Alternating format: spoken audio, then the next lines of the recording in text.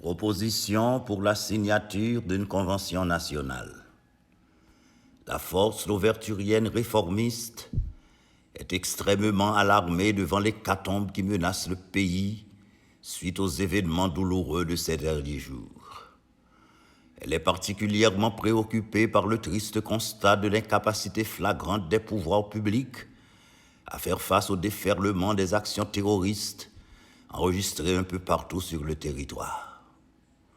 Nous vivons une situation sans pareil. Yon pile moun raché, yon pile tête coupée, cadavre boulé, blessé, estropié fait mikalao, ka écrasé, ka boulé, ti moun ak grand moun glolangé ap chapé pou yo, place publique chargée pou les bas, ak réfugiés rechange sous le corps, terrain de l'eau, terrain la rime.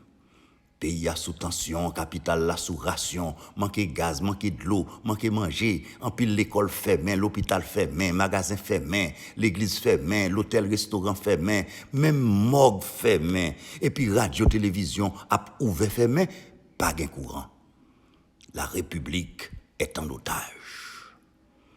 Face à cette situation inédite, dans un élan de solidarité avec les victimes, la force louverturienne réformiste, fidèle à sa ligne consensuelle, appelle à une trêve politique pour résoudre le problème politique afin de pouvoir, dans l'unité nationale, adresser patriotiquement les grands défis du moment.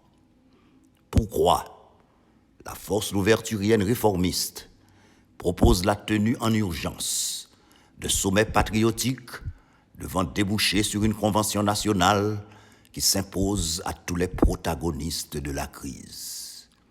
Ce sommet patriotique tripartite réunirait autour d'une table avant le 18 mai, avec l'engagement à l'instar du serment du jeu de paume, de ne point se séparer sans avoir trouvé une solution consensuelle, 5 représentants de chaque entité avec 2 ayants droit de parole, celles et ceux du consensus Penn Montana, de l'initiative du 11 septembre, de la coalition gouvernementale avec à sa tête le Premier ministre Ariel Henry.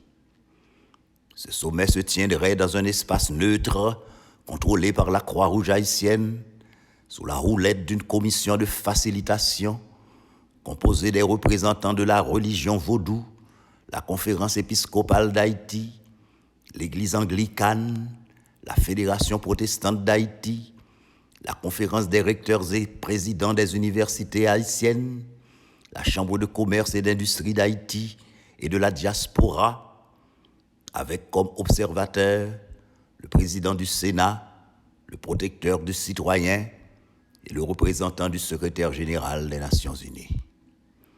Ce sommet aurait pour objectif d'adopter une formule consensuelle pour la gouvernance intérimaire, accompagnée d'une feuille de route pour la transition de rupture.